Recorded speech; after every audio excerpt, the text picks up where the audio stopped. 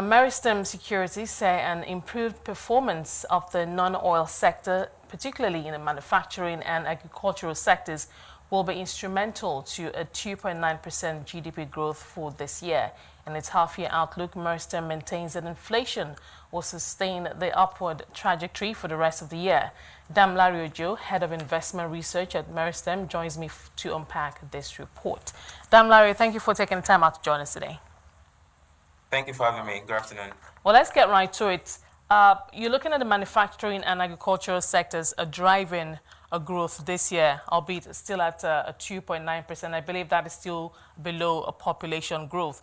But for the manufacturing sector, we know that some legacy issues still remain. Yes, many of the manufacturers are happy about the recent policies being taken by the government, particularly the exchange rate. And then for the agricultural sector, we know that insecurity, supply issues, especially from the food belt region and the northern part of the country, also still bedeviling the sector. But talk to us about your rationale and those points you see that makes you to say yes, these two sectors will boost the economy for the rest of the year. Thank you again.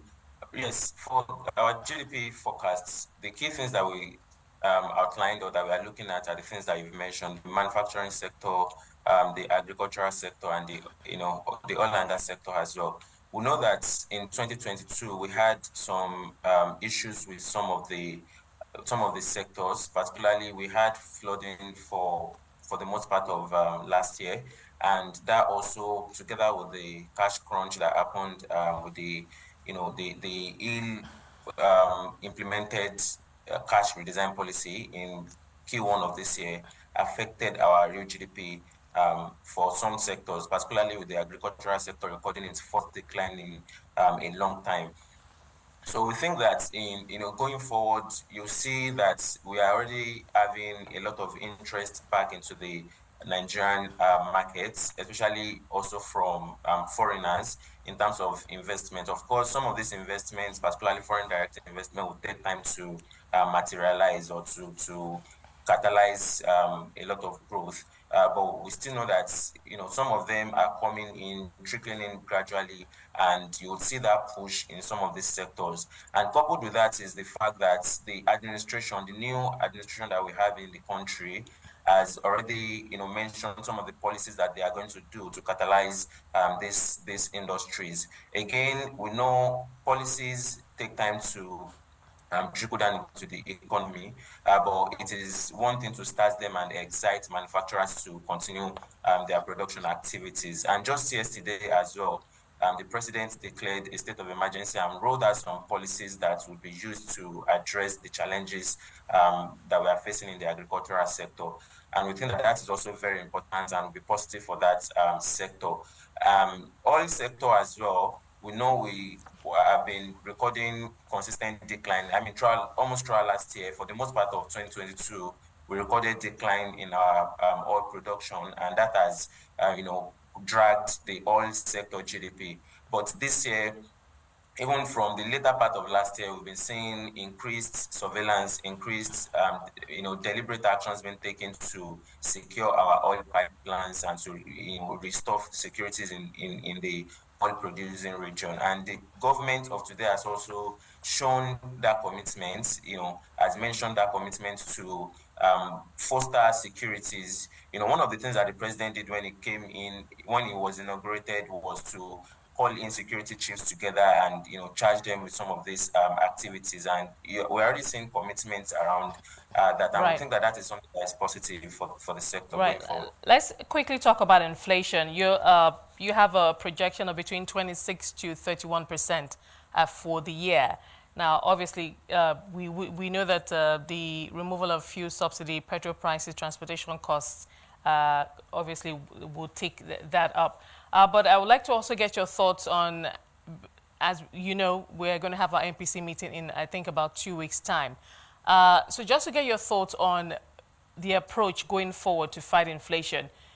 General consensus is that, and including Meristem, is that they will continue to hike rates to fight inflation. But we have seen over the couple of months, several months, weak monetary transmission, hiking rates. that has not exactly, brought down the headline inflation. We've continue to see pressure from food inflation aside. Just your thoughts on this strategy. Is that still the best tool that the MPC has at the moment to fight inflation? Interesting question, and this is the way we look at it. Now, if last year, sometimes, I think it was earlier this year, when Governor, I mean, the suspended governor of the central bank, Emefiele, was speaking at one of the MPC meetings, he mentioned the fact that if they hadn't been tightening monetary policy, the monetary policy rate, inflation, I mean, they had their own internal that show that inflation would have been higher than what we have today.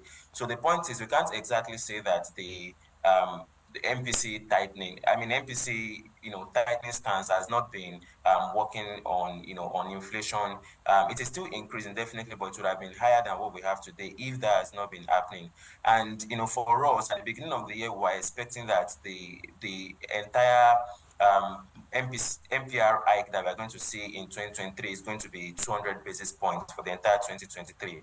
But we've already seen that 200 basis points in, earlier this year, cumulatively. And right now we're expecting that we would have just another, maximum of 100 basis points hike this year.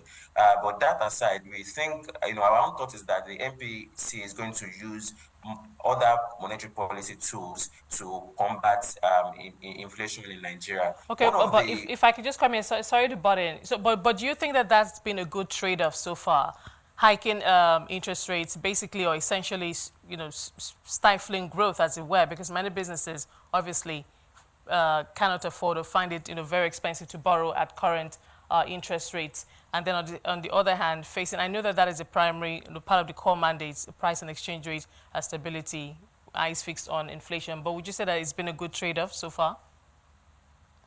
Well, I mean, the way I would look at that is to look at the money supply data.